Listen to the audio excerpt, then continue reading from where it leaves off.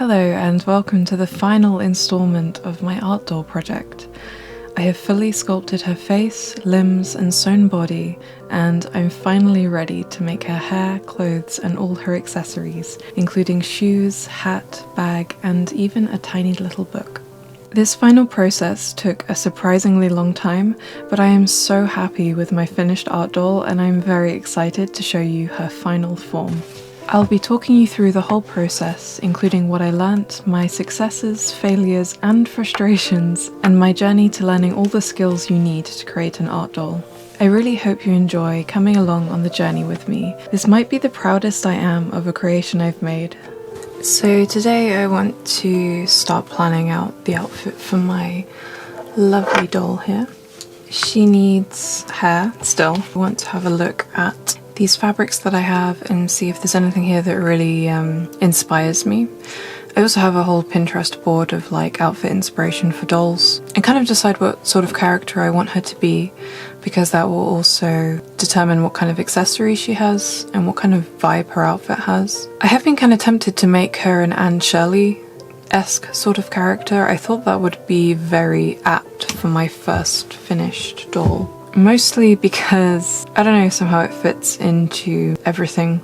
I was kind of obsessed with Anne Shirley as a child. Something about the doll making has really brought me full circle to a lot of things that inspired me when I was a child. And making the dolls, this is a bit hard to explain and I haven't really articulated it before, so it's a bit tricky to explain exactly what I mean. It hasn't felt like I've been reverting, because that would feel very different. So I don't necessarily mean I'm becoming more childlike by working on dolls and being interested in toys and doll making and Sylvanians. It's felt more like a progression, partly because I've been learning new skills, but it feels like taking an aspect of the spirit of what I felt when I either wanted to engage with those things or did engage with things like the world of Anne Shirley. And other things like, I was really obsessed with the book The Little White Horse by Elizabeth Gooch as well, and has a similar kind of feel to it. It's like a lot of these characters are on the cusp of adulthood. They are engaging with things that are seen as being stereotypically childish, when actually, especially Anne, has been through a lot of trauma and a lot of heartbreak in terms of, she's an orphan. So she doesn't have family and she's just been kind of tossed around from home to home, and she's engages heavily in her imagination and her vast inner world.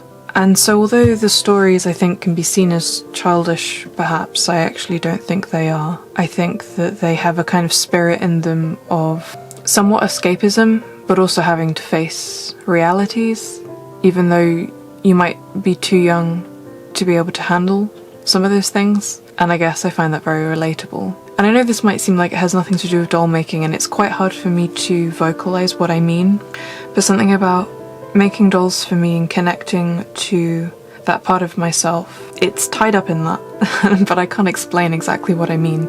I would probably have to do some writing or something. It's the same with when I completely changed my portfolio to doing black and white fairy tale folklore inspired illustrations. The themes aren't childish, but I'm taking something about the spirit of fairy tales, the spirit of storybooks, the spirit of things that I really connected with and escaped into as a child. I guess elevating them, and I don't mean that in a pretentious way, I just mean I'm doing something to them.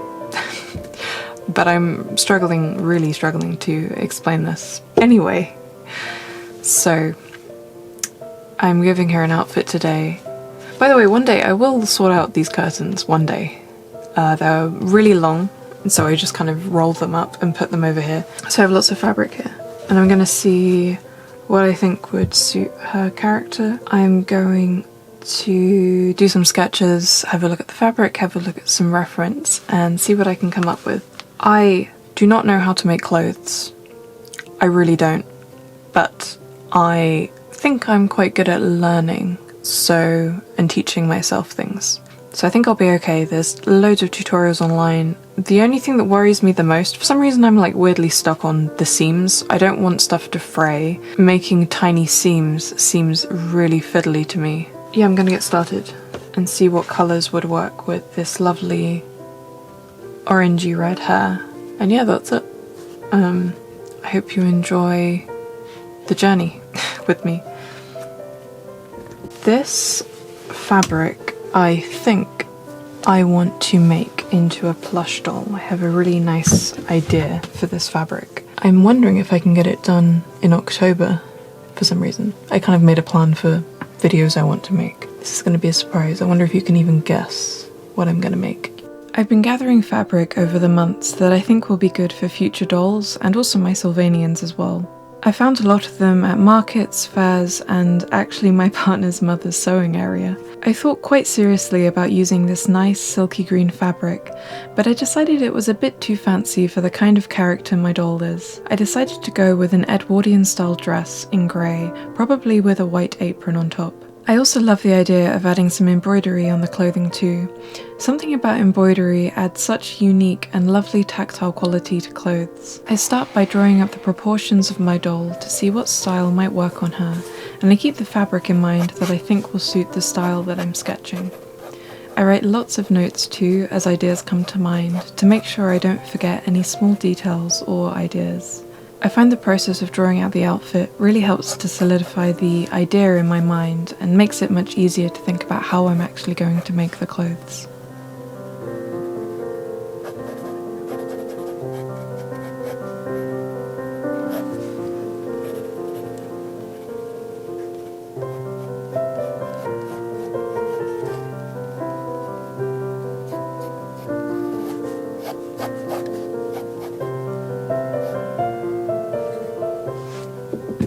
I want to make a pattern for the dress design I've got here. Originally, I wanted the top to be like a grey pinafore in this fabric, and I was gonna maybe add some embroidery, and then underneath a kind of white blouse and dress, but I actually think I want to reverse that. I think I want the underneath to be long-sleeved grey dress, and the top to be a white pinafore light fabric with some embroidery. I like the fact that the sleeves, the underneath will be like very cozy. Sleeves with this really nice, this fabric is so nice and soft. With all that in mind, I start working on how I will construct the different pieces. I look up some tutorials online for each individual part, and by doing this I managed to build a pattern myself. I find drawing out all of the pieces really helps to understand how a garment is actually constructed. I don't know if this is just me, but there is something really confounding about how clothes are constructed that my not very mathematical brain kind of struggles with. Some parts were easier to figure out, and others I needed a lot more help with. There wasn't really any one tutorial I turned to. I just looked at lots of different videos and articles and figured out this way how I was going to make the dress that I wanted to make.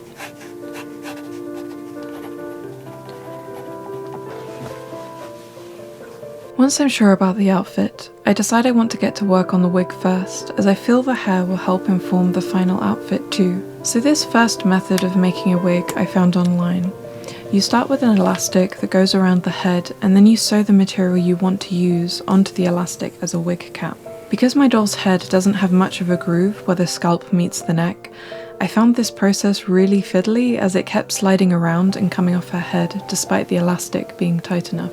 So in the future I think I will sculpt the back of the head a little differently with this in mind. The hair I'm using I bought online, and having done a lot of research since making this wig, I think in the future I want to buy perhaps mohair wigs or some kind of natural fibre wigs. They're much easier to work with and can also handle heat, which makes them much easier to style, and you can even dye them as well. This wig is already in wefts, and I'm sewing them in a spiral around the head. This is incredibly fiddly, and only made worse because the wig cap that I made doesn't stay on her head very well.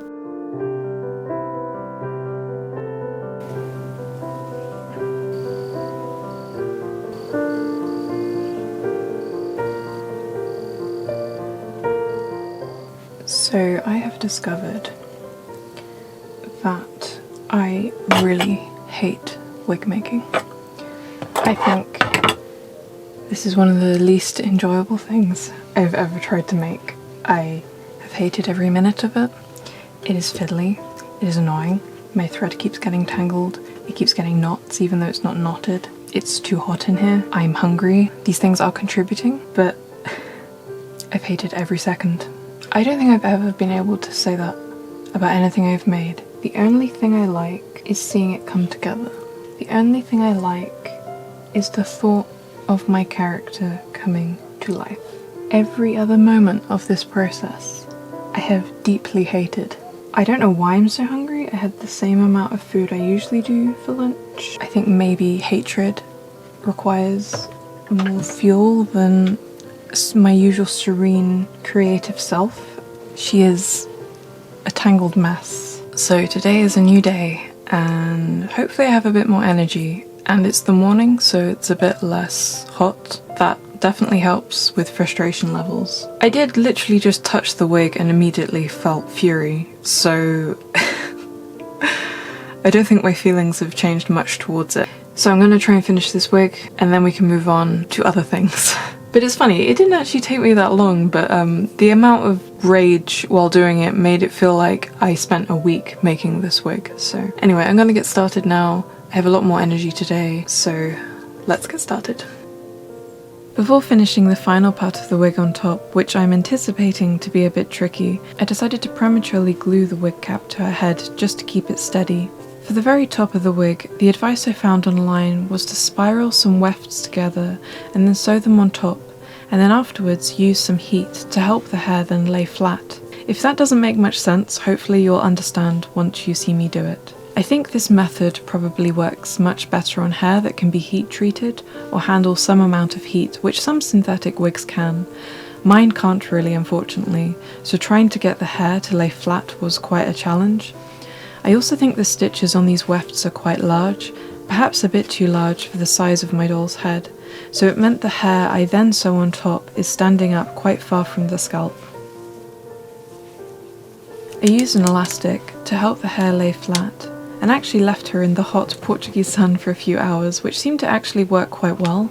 The issues with this wig I had made really became apparent when I started to give her bangs, as you'll see. Basically, that very top layer of the bangs, which is part of the very top wefts I sewed in, immediately bounce up, and even before cutting them, you could see the weft stitches through the hair, which I really didn't like. For now, I braid her hair to stop it from tangling, and use an elastic again to see if I can at least get the hair to lay flat again.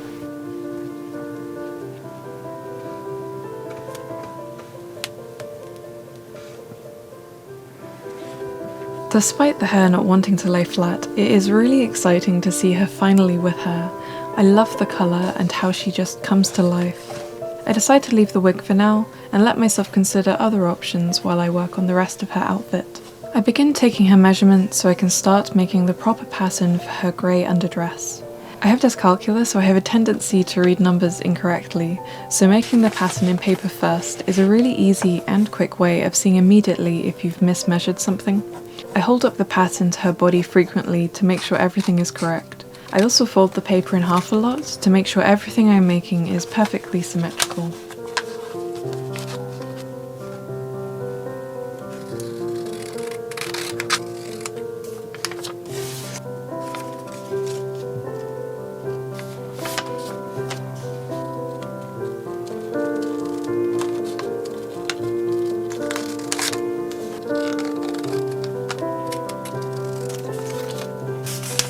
Now it's time to cut out the fabric pieces. I use a white colouring pencil to outline the paper pattern and cut around it, leaving a seam allowance. I pin together my pieces to begin sewing. For the top, I am making it so that it will fasten at the back, so the back of the top is actually in two pieces and the front is just one. I sew along the white line so everything stays neat and keeps the right shape. I leave a space where I will add the sleeves.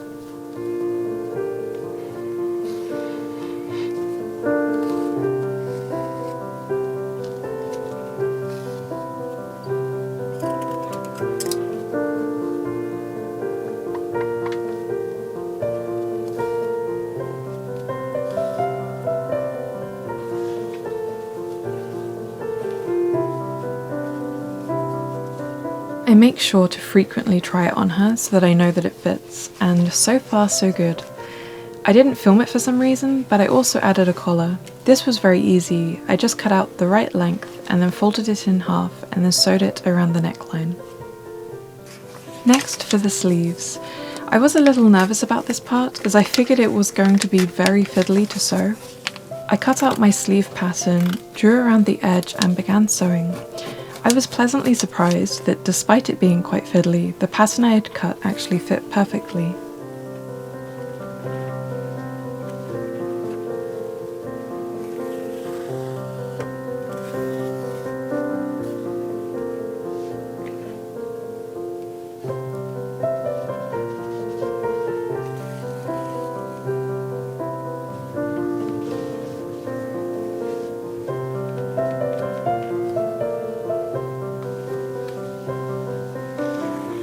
I finish up sewing the sleeve opening and then along the length of the sleeve. The top half is finished.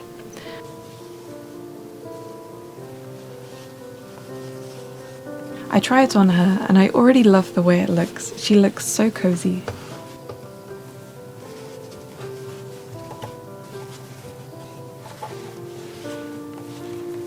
I decide for the skirt half, I'm going to make a circular skirt. The process of making this is also quite easy. You just need to fold a piece of fabric twice and then measure the length you want to create a semicircle to cut out.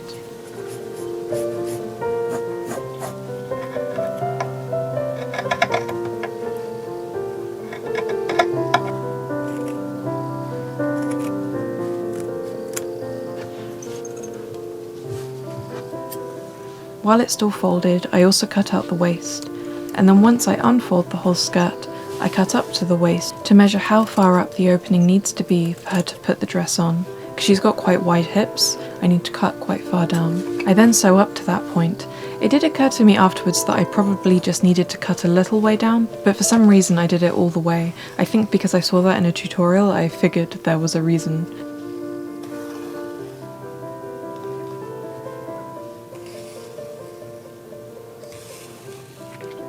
Next is to sew the seam all along the bottom of the skirt. This is a little fiddly on a curved edge, but definitely not impossible. To avoid visible fraying, I double fold the edge. I also iron the whole dress once it's sewn, which really helps the dress to lie flatter, but at this stage I haven't done that yet. But I need to wait until I'm at my parents-in-law's house as I don't have an iron. I sew the skirt to the top, and at this point the dress is almost finished.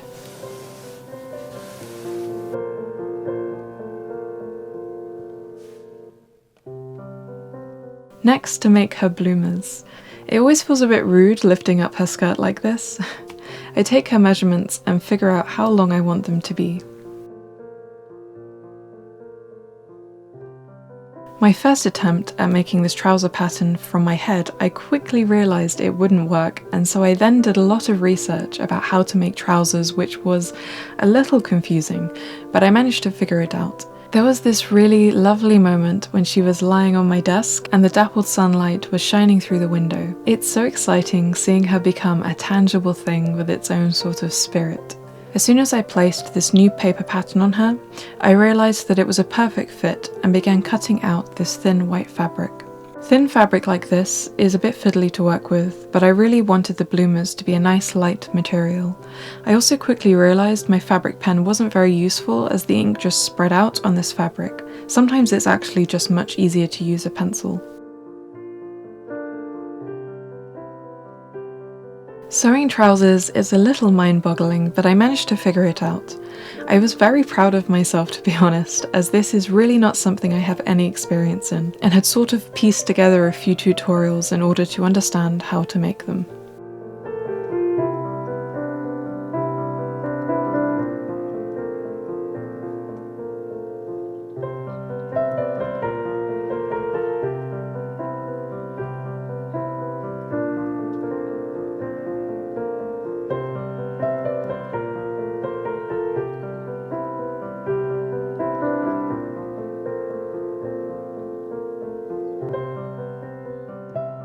So I accidentally filmed a bunch of stuff in slow motion without realising, and I recorded a bunch of work I did, thankfully not too much, on these bloomers that I'm making for my doll. So in case those aren't salvageable, like if I speed them up I don't know if it will work, I'm here to tell you that so far I'm up to this point where I've cut 1, 2, 3, 4, so I've cut this pattern, and I've sewn the crotch area on both sides, and now I'm going to be sewing the 4 parts together, just pinning them together here.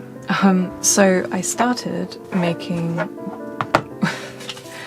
I was like, oh, I know how to make trousers. I don't need a pattern. I can figure it out. And I started with this, and very quickly I was like, I don't think that's gonna work. I don't think. And then I got kind of stuck, and I was like, okay, I really need to look up a tutorial on how to make trousers, because I'm pretty sure this isn't going to work. Basically, you need to add this crotch extension in, which I know seems really obvious because when you fold trousers they have this, but I think I thought, I don't know why, I think I just thought that the doll wouldn't need it. I don't know why. So after like lots of careful measuring and sort of taking bits and pieces I picked up from a few different videos, I think I now know how to make trousers, which is exciting because I do want to try making my own clothes one day as well. I'm also honestly amazed I managed to sew an entire dress. I can't quite believe I managed it. Made this dress, it's not finished, I still need to do her sleeves and I need to do the back of the dress as well. I think I've gotten quite good at catching myself before I make mistakes. Trousers, however, are a bit trickier. They are slightly more mind-boggling for me, but I think it's going well so far. The crotch area is here. This is the back. I've left this bit open because I'm going to have some sort of fastening here, because her hips need to be able to fit in. And this is the front. And they're going to be poking out here. I've also been researching other ways to make wigs because I wasn't entirely happy with the wig. On camera it looks fine, but when you look close up you can see the weaves through the hair, which I'm really not a fan of. I think it kind of cheapens the look of the doll. So I've been looking up kind of what professional doll makers use, and it seems like they actually glue the hair onto the wig cap. But I think she looks really lovely. She looks like she has been doing some haunting, or she's like a little ghost girl, even if she is based on Anne Shirley. She's the ghost of Anne Shirley or something. So yeah, I'm gonna get on and carry on with these bloomers, and hopefully they go well, and hopefully once they're all sewn they fit her, and then we can go on to the pinafore. I'm gonna have a white pinafore on top in sturdier fabric than this. I'm going to be using like a thin cotton, and I'm hoping I'm going to add some embroidery to it to really elevate it. And I want to make her socks, shoes, a bag, and maybe a miniature book as well. And oh, I was also thinking of making a hat for her as well in the same grey fabric. I think that could look really nice. But yeah, I'm gonna get on with things. I finish up sewing the bloomers and trim around the seams so that they look better once turned around. I check them on her as well to make sure everything still fits. Hand sewing is so time consuming, I didn't want to have to redo everything.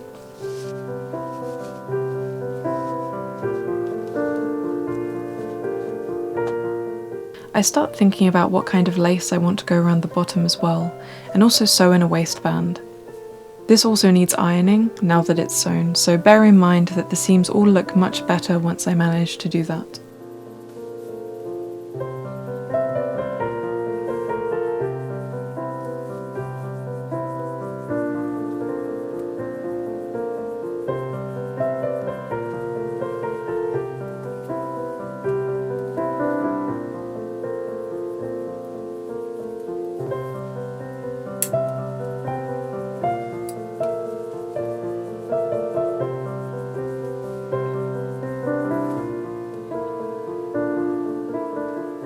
I begin sewing on the lace and I love how it looks. We are slowly getting there.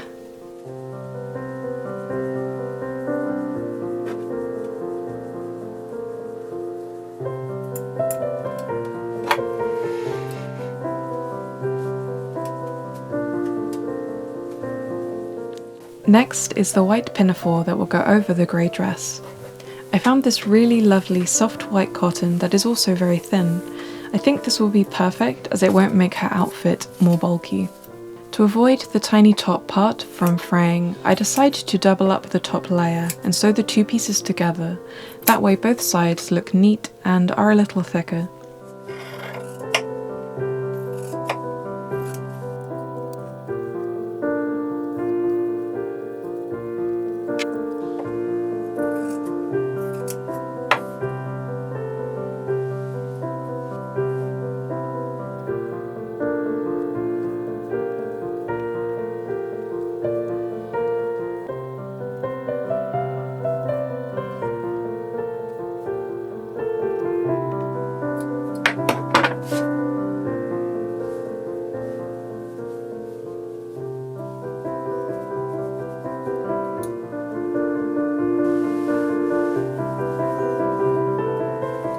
As always, I check what I've sewn against her body to make sure everything is correct, and carefully measure out the straps for the top part of her pinafore that will connect to the waistband.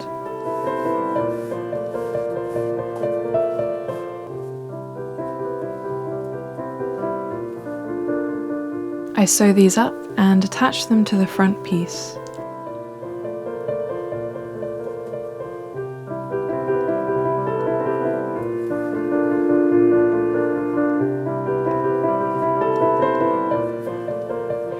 Now to attach the waistband that would tie around the back of her dress and connect to the straps going over her shoulder.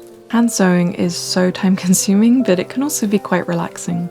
I can listen to things while I work, but it definitely makes the whole doll making process much slower. The hours just sort of melt away, and before you know it, the day is gone.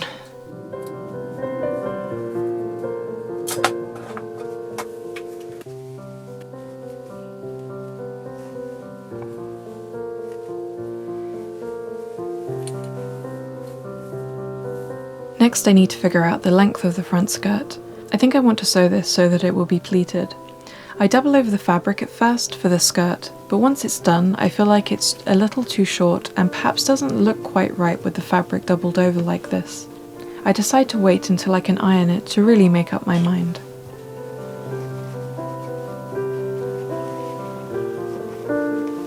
Today is an amazing day. I have a sewing machine. I am very excited because hand sewing is insanely time consuming. This isn't technically mine, but it's never used, basically. My partner's father is a kind of artisan or restores. He kind of does everything. He makes shoes, he makes instruments, he restores furniture. His favourite thing is woodworking, and he is obsessed with sewing machines. So he has I don't know how many sewing machines, 10 maybe? And this is one of them that isn't in use. So he seemed very happy and excited to give it to me. It's a brother sewing machine, Prestige 20. I know very little about sewing machines. I know vaguely the basics, and I mean very vaguely. And I've been working on this part of her dress. At first I hand sewed this and I didn't like it. And then I used their machine at their house to sew it, and I still don't like it. So I'm going to redo it, but I'm going to be able to redo it on this machine. So today I'm going to experiment and play around and just kind of familiarize myself with the machine. It's really nice. It's got all these different settings for zigzag stitches, different thickness and width of the stitches. I don't know what this does. This is to reverse the stitch. I have a little compartment here with all sorts of things that he gave me. Really nice scissors, like proper scissors. Lots of these things. I don't know what the name is for these round things, but lots of those. Tiny scissors to cut the thread when I'm done. Loads of things here. I love how fairly compact it is. A bunch of some oil. Bunch of spare needles, lots of bits. But yeah, I'm gonna probably see if I can find a manual online to download, and I'm going to familiarize myself with the machine and hopefully do some sewing. I begin with my new machine by sewing the seams for the skirt part and then attach it to the top part of the pinafore.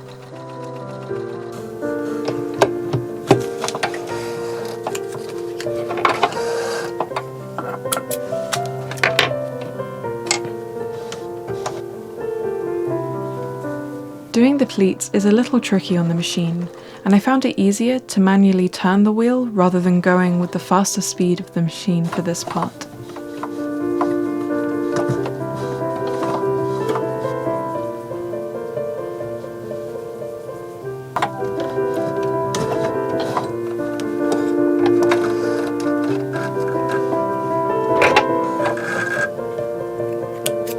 I then attached the lace to the bottom and some more lace to the waistband, and I am so enchanted with how fast and easy it was to finish this pinafore with my machine.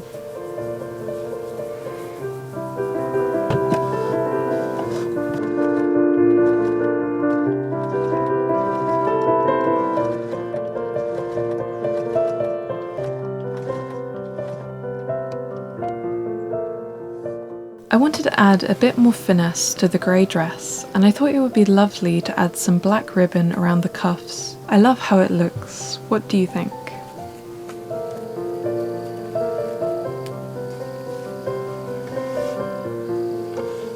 I also added the same ribbon to the back in order to fasten it. I don't really like how Velcro looks. I don't mind metal hooks as much, but I like ribbon even more.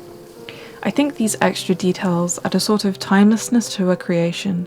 Sometimes details like Velcro can take us out of the illusion or the story that a character is meant to be expressing.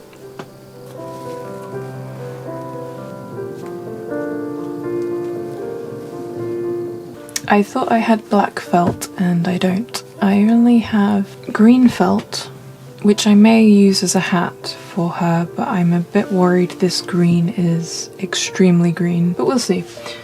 And I have this really nice red felt, so I think I'm going to make her boots out of this red felt. I think it will go really nicely with her hair and the grey dress. So I have a vague notion of how to make shoes. Felt is a very easy material to work with for doing shoes for the first time. I might upgrade to leather one day, but this doll has already been quite challenging, so I'm gonna give myself hopefully a bit of a break. So I'm gonna draw around her feet, get an idea of how big the shoes need to be, and then I'll start sewing the shoes. I think this should be quite an easy process, but we shall see. I realised that I didn't really show the finished bloomers. You would definitely get a good shot of them at the end, but you can see the lacy ends of them poking out here. I begin by drawing around her foot to get an idea of the size the shoes need to be, but I looked up a few different methods for making the shoes, so I'm experimenting today to see which I like the most. As always, I'm creating a paper pattern first. I've been collecting all the patterns I've made together so I can reuse them for future outfits for her and future dolls with a similar sizing. I cut out the sole of her foot in felt and then cut out a strip that is the height I want the shoes to be. I want them to be ankle boots. I sew this strip of fabric all around the sole of the shoe.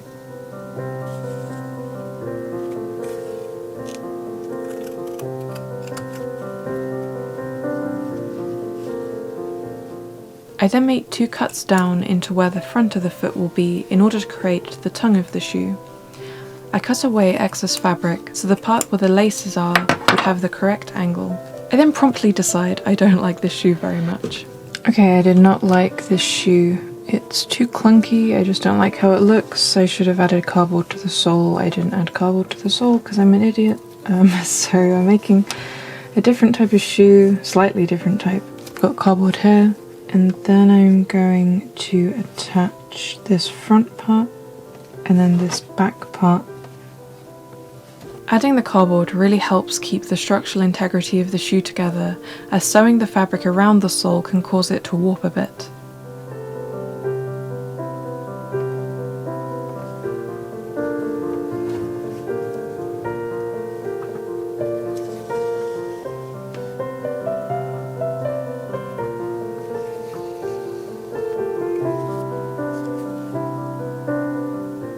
Okay, I'm a little bit happier with this shoe. I made the sole much smaller so it's much tighter and compact. It looks a lot nicer. She needs laces and socks actually. But yeah, not too bad.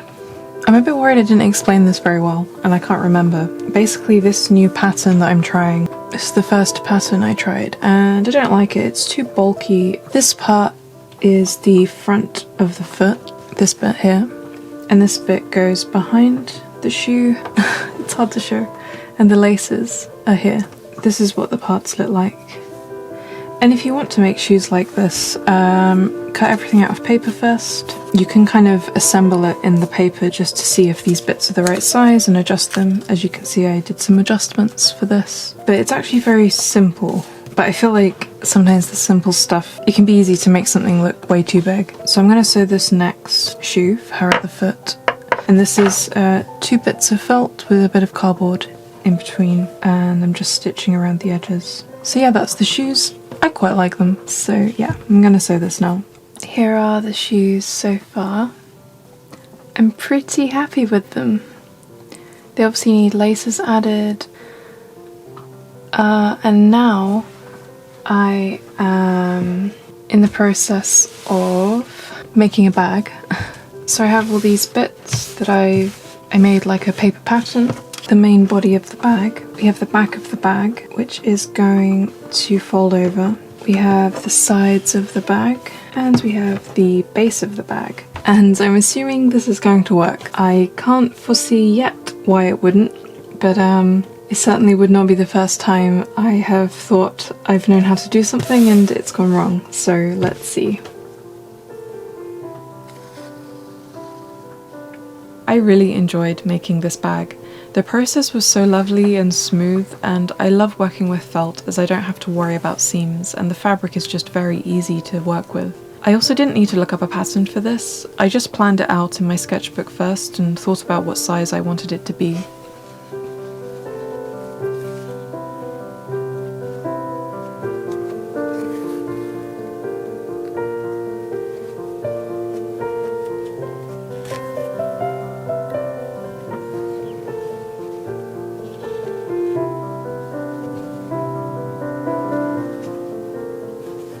I cut a little strip of felt for the faux fastener and then use a bookbinding tool to puncture a hole through it so I can attach ribbon and fasten it to the bag.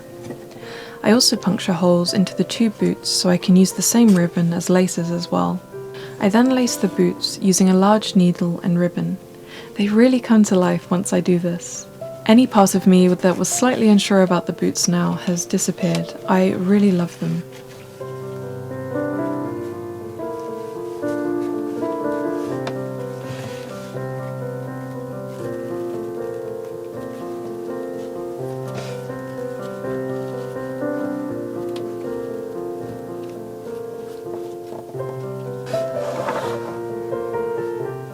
I thread ribbon through the holes I made in the bag too, so it can be tied together in the same way. This part of making the doll has been really fun. Adding all these tiny details has been so satisfying and really adds to her character. I then cut out a strip of more felt to make the bag strap and sew those on too.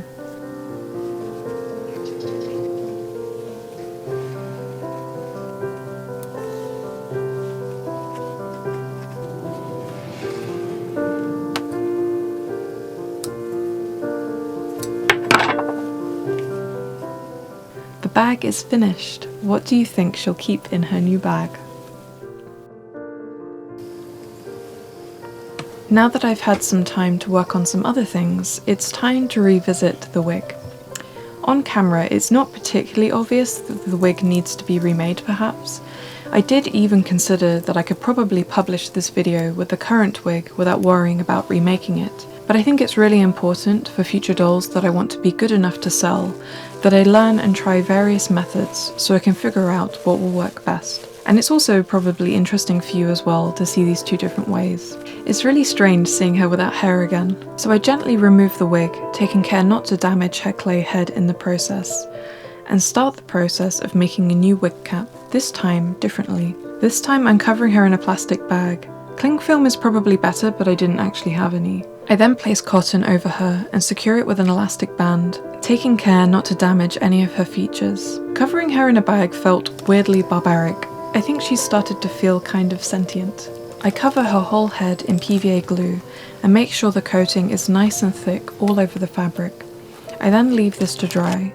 Once it's ready, I draw the outline I want for the wig cap, remove the elastic and cut out the shape of the cap.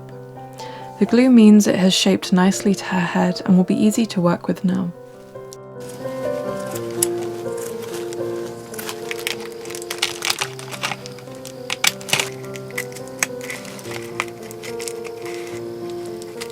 I use a bit of glue to temporarily secure it to the plastic and begin covering the cap in glue and attaching pieces of hair little by little. I have a lot to say about this process versus the sewing method I tried before.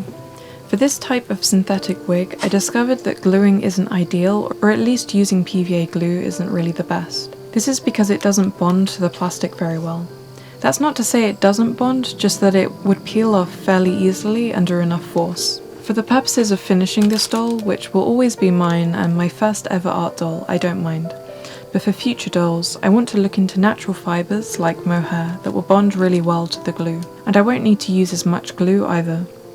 As I was attaching this wig, the hair would slip away from the glue very easily, making it quite tricky. It also made doing the parting at the top trickier as well, as when given enough bending force, the hairs will just peel away from the glue. That being said, this is a really great method if you're using natural fibres. It will appear like a full coverage of hair, as there won't be any visible seams from the wefts. This method, although still a bit fiddly at times, was far, far more enjoyable than hand sewing the wefts.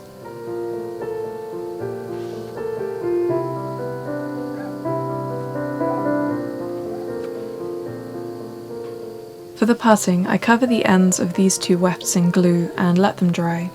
I then cut away the stitching so only the glued edge is left. I then glue both of these together so that once dry they can be attached to the top of the head and then parted to hopefully look somewhat natural. This did and didn't work. It sort of worked. The glue just wasn't really strong enough and the parting fell apart a bit. But with some careful repairs I did manage it. I'm pretty happy with how the hair turned out despite all my challenges. It still needs to be styled though.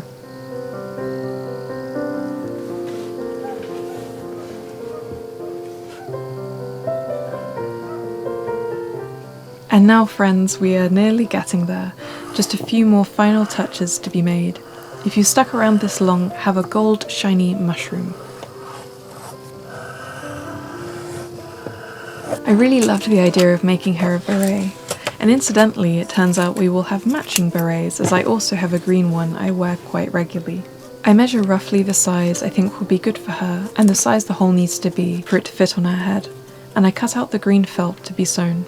Something I'm really curious about though is how berets are made without seams. Does anyone know?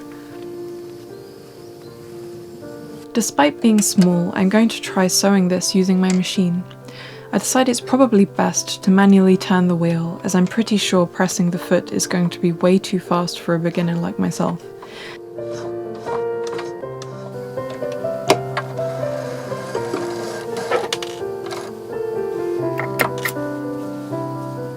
And it turned out perfectly. So simple and so satisfying.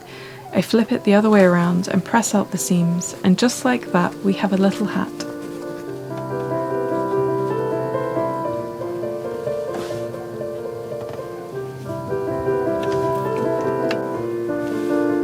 And now for some final touches to her pinafore. I ventured out to my local wool and sewing shop and bought some embroidery thread, although I did have to look up the words for that in Portuguese as I've never needed to know it before. I bought red and green, of course, to match her hair and her eyes. I looked up some embroidery tutorials and set about on yet another challenge in which I learned to do absolutely everything. I was pleasantly surprised that embroidering isn't too hard. I think the real trick is being extremely precise. It's really glaringly obvious when a stitch is slightly off or wonky. The process was quite relaxing and I really enjoyed it, which honestly surprised me. I never thought I would be someone that would enjoy embroidery, I don't know why, but now I'm thinking of all the things I could start embroidering, and I think I'll definitely make it a feature in all my future doll projects. There's loads of tutorials online if you want to get started doing some things of your own. I found slowing down the speed of the video really helped, as some stitches are weirdly confounding to understand and then apply to your own sewing.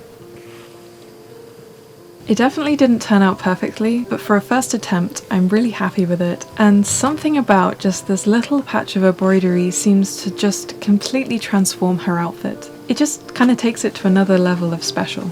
I think my favourite part was embroidering these roses on either side of her pinafore straps.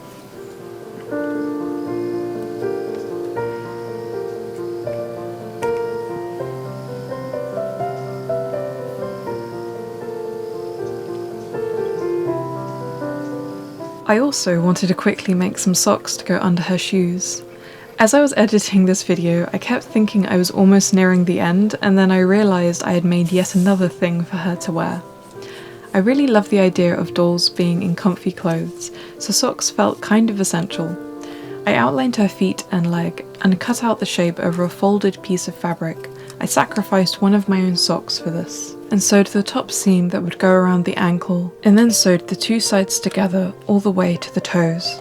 I flipped the sock inside out and it's done.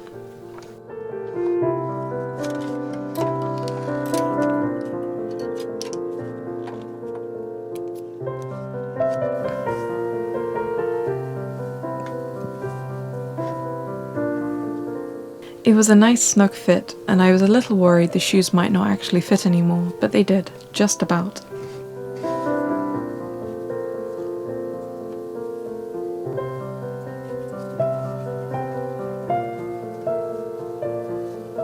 Our lovely character needs something to go in her bag, and what could be more apt than a little miniature book?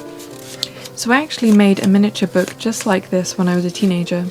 I knew nothing about bookbinding, and I guess instead of finding a book about it, I decided to think up my own method.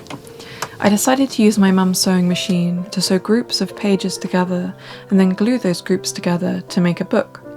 I also made a larger book with this method for a school art project and dyed all the pages with black tea.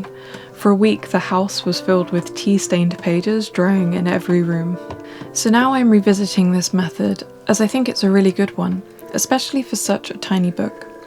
I have since learnt about other more common methods of bookbinding, but seeing as I have a sewing machine now, I thought this would be a nice way to do it.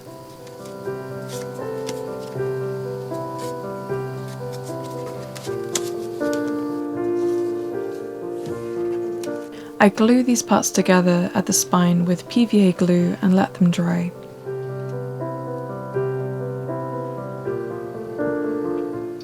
I then cut out some fabric I would like to use as a cover. As our book is so small, I don't think we need to make a hard cover, the fabric should be enough. I use green acrylic paint to coat the fabric. This will help stop it from fraying too.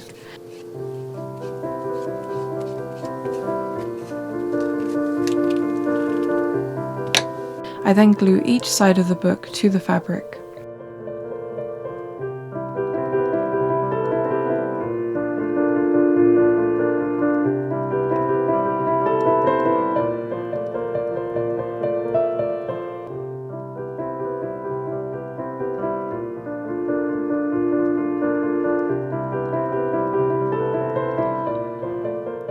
I let this dry and then cut into the fabric so I'll be able to fold the rest inside the front and back page.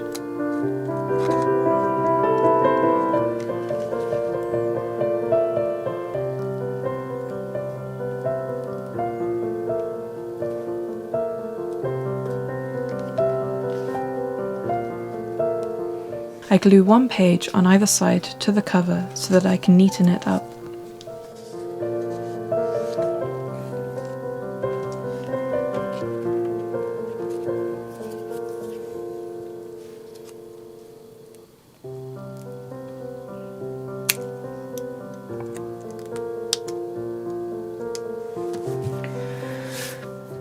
And now to style her hair. I decided for this second wig attempt I wouldn't actually do bangs, as I quite liked how her hair already looked naturally parted as the hair had been attached. I braided each side to be in keeping with the Anne Shirley-ness of her character, and let two little pieces of hair fall either side of her face to loosen it up a little.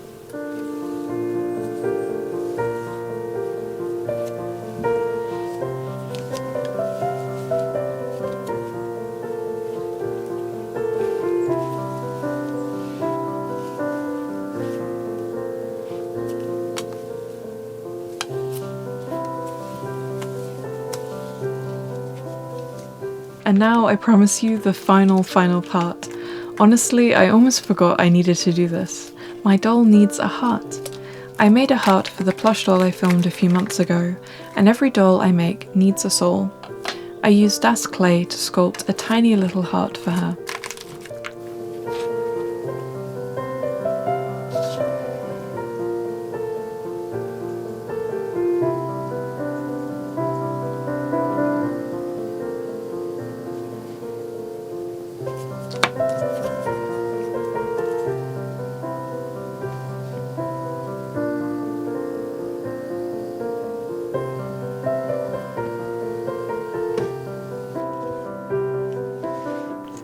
Once dry, I sand it down, first with a rougher paper and then with a very soft paper to smooth it out even more. I coat the whole surface in water once it's done.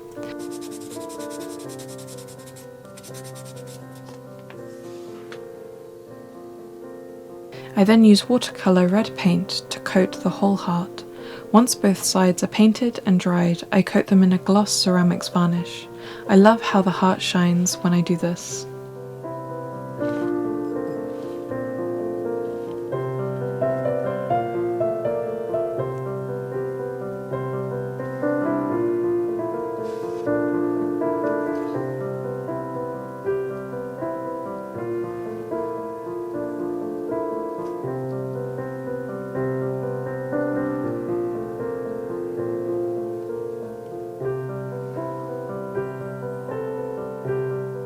I then need to perform surgery on my doll. I mark out the spot I want her heart to go, take out a little stuffing to make room, and sew around the edges of the cuts so they won't fray with time. You can also get a better look at the bloomers while I do this, they fit so nicely.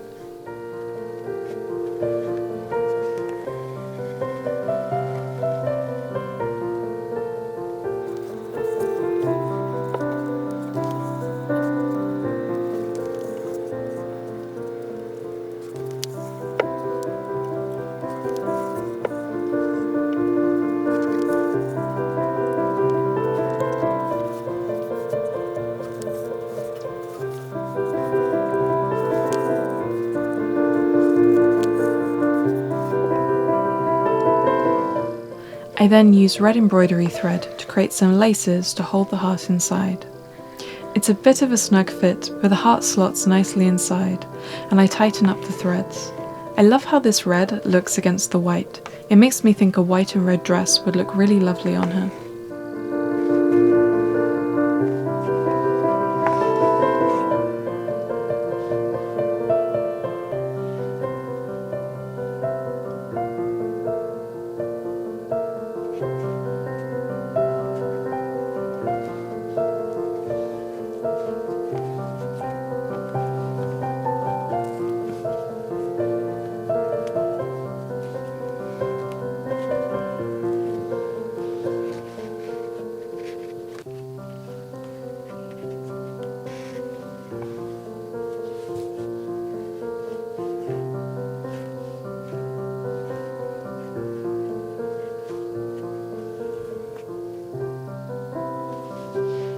This next final touch is tricky too. In future I'll do it before the doll is stuffed and assembled, but I embroider my initials as a kind of signature.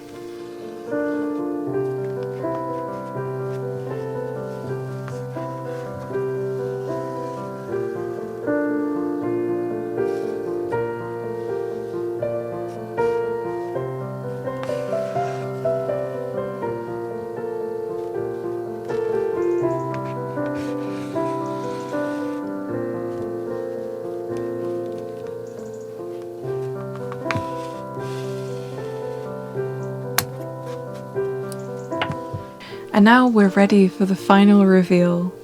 First a shot of her laid out with her clothes and accessories. And now we'll dress her and take her on an adventure so you can see how everything looks.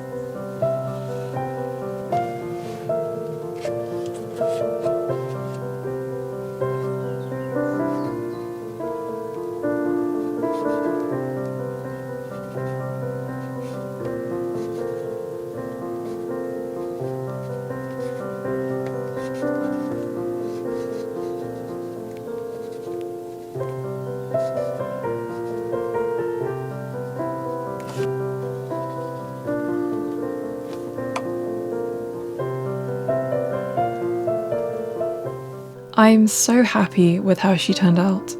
It feels kind of unreal that I created this, as it took so long. At the start of the project, it was hard to truly envision what a doll I would make would even look like. The process has been long, but I'm even more excited to make more dolls now that I know I love the outcome. I think that next I might make another plush doll while I research into hair options for my next. And then I will make another full doll that will hopefully be good enough to sell.